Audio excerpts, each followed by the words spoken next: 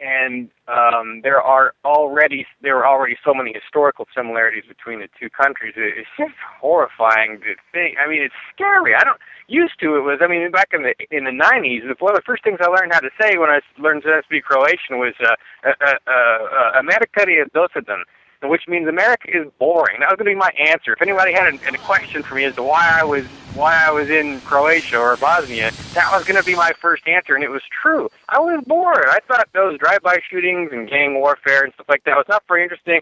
It was, pretty safe, where I lived. That was the worst that you had to worry about.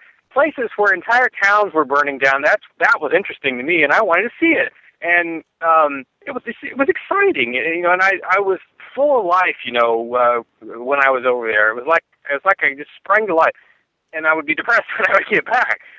Now it's the other way around. It's like, no, I don't want to ever see this again. Please don't. There's got to be one safe place that people can go. But really, in America, yes, there are safer places and more dangerous places. But I have this fear of this kind of thing, enveloping the whole nation, just like it enveloped almost all of Yugoslavia.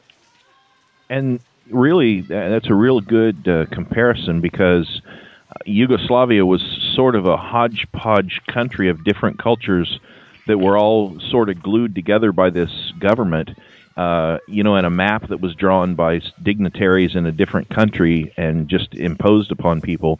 But yet they were still, for almost a century, they held together as one country.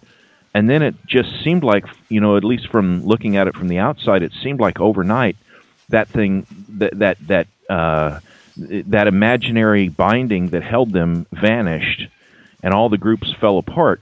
But really, the truth is, there were people in there trying to break that apart and trying to be free long before most of the world took notice of the struggle.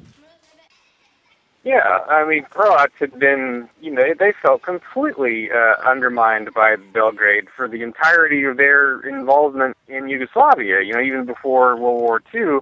And their rebellion against Belgrade was so extreme that when they had a chance to rebel, they did it by just butchering every Serb they could find. And not every Croat did that, of course, but the desire for independence was that strong.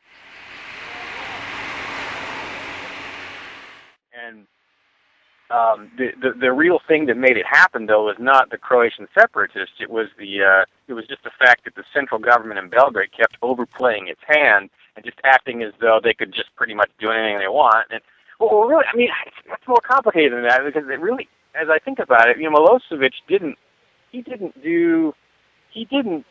he was a cagey player, and he didn't overplay his hand at every occasion. There were various points in time where he would pick what would be considered a more cautious approach, toward getting what he wanted.